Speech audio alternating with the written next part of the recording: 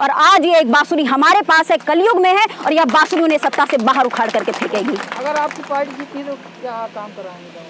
हमारी पार्टी के उद्देश्य बहुत क्लियर हैं, हमने आपको अभी बताया। शिक्षा, स्वास्थ्य और बेरोजगारी जो बढ़ती जा रही है, आज के जो हमारे क्षेत्र के युवा हैं उनको दूसरी जगह पर जाना पड़ रहा है। आज हमारे और आपके परिवार में किसी को गंभीर बीमारी हो जाए तो यहाँ दमोह में उसका इलाज नहीं हो सकता, हमें उन्हें नागपुर लेकर के बाहर ले जाकर के बड़े बड़े अस्पतालों की ओर भागना पड़ता है। तो यह हमारे क्षेत्र की दुर्दशा है, और इस दुर्दशा को हम अच्छे स्तरों पर बढ़ा करके, इस दुर्दशा को समाप्त करके हम क्षेत्र में एक शिक्षा, स्वास्थ्य, बेरोजगारी खत्म करके, अपराधों को खत्म करके एक अच्छा सुदृढ़ दमोह हम जनता को प्रदान करेंगे। मेडिकल कॉलेज के नाम से वोट मांग रहे हैं, इसको आप क्या मानते हैं?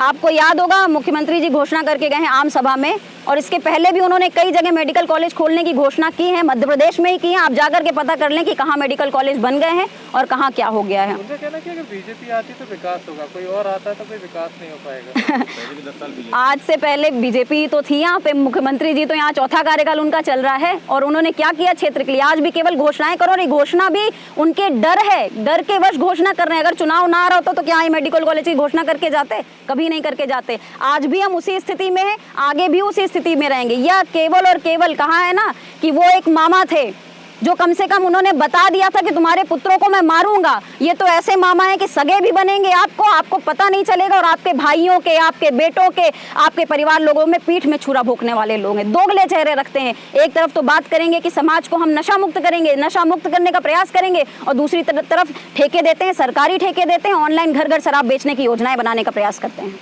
कमलनाथ जी कहते हैं सत्य की जीत होगी, इस संबंध में कहते हैं? हम भी बिल्कुल यही कहते हैं कि सत्य की जीत होगी, और सभी जानते हैं कि सत्य किसके पास है। आज चाहे भाजपा हो, चाहे कांग्रेस हो, इनके सभी नेता आप स्वयं देखते हैं दल बदलते हैं, कभी इस दल में, कभी उस दल में। जनता के बीच में तो यह भी चर्चा है कि राहुल जी का ईमान बड़ा सस्ता है और मोल बड़े भारी हैं, महंगे बहुत हैं वो। तो ये सब चर्चाएं जनता के बीच में, अब इसमें कितना सत्य है आप सभी जानते हैं। तो हमारी वो चीज़ें, जीत हमेशा सत्य की ही हुई है, और सत्य की जीत करानी पड़ती है, और वह कराने के लिए हम सभी भारतीय शक्ति चेतना के पार्टी के कार्यकर्ता संकल्पबद्ध हैं। एक ना एक दिन यह जीत निश्चित रूप से भारतीय शक्ति चेतना पार्टी के नाम होगी।